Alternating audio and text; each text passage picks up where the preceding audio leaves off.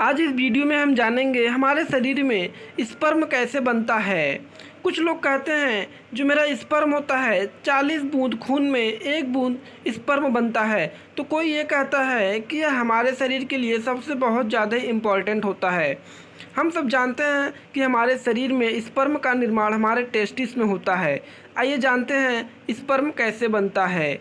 अगर हम टेस्टिस को काट कर देखें तो हमारा टेस्टिस कई सारे लोब्यूल में बटा होता है, जिसके अंदर बहुत सारे पतले पतले ट्यूब्यूल्स बने होते हैं, जिसे हम सेमिनिफेरस ट्यूब्यूल कहते हैं।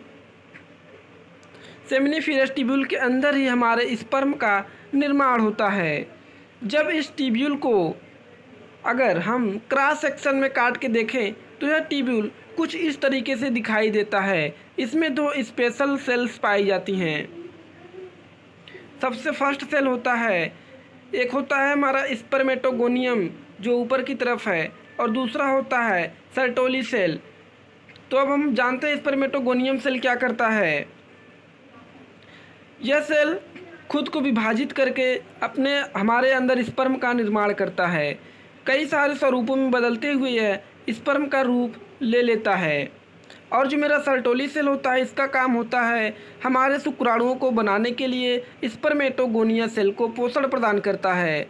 इसी पोषण के द्वारा ये विभिन्न चरणों से होते हुए स्पर्मेटोगोनियम सेल, जो मेरा स्पर्मेटोगोनियम सेल होता है, वह स्पर्म में चेंज हो जाता है। चलिए जानते हैं यह शुक्राणु में कैसे बदलती है। यह स्पर्मेटोगोनियम सेल अपने आप माइटोसिस करके 2 भागों में बांट लेती है। जैसे ही ये स्पर्मेटोगोनियम सेल में एक सेल, जब 2 सेल बढ़ती हैं तो एक सेल खुद को नए सेल में डेवलप करने के लिए यथावत बना होता है, और दूसरे सेल को हम प्राइमरी स्पर्मेटोसाइट बन जाता है। और आगे की प्रोसेस के लिए स्पर्म जो होता है बनाने के लिए ये स्पर्मेटोसाइट का जो मियोसिस होता है, जहाँ पे ये प्राइमरी oocyte 2 सेल में बट जाता है। अब ये जो मेरा सेकेंडरी सेल होता है, अब मियोसिस में यही सेल 2 सेल में विभाजित हो जाती है, जो स्पर्मेटिड कहलाती है, या सेकेंडरी स्पर्मेटोसाइट्स इसको कहते हैं। धीरे धीरे इस स्पर्मेटिड पर टेल्स का निर्माण होने लगता है, जिसे हम स्पर्म कहते हैं।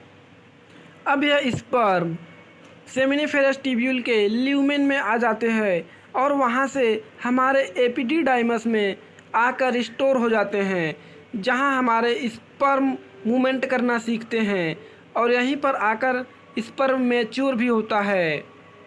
तब तक यह स्टोर रहता है जब तक उन्हें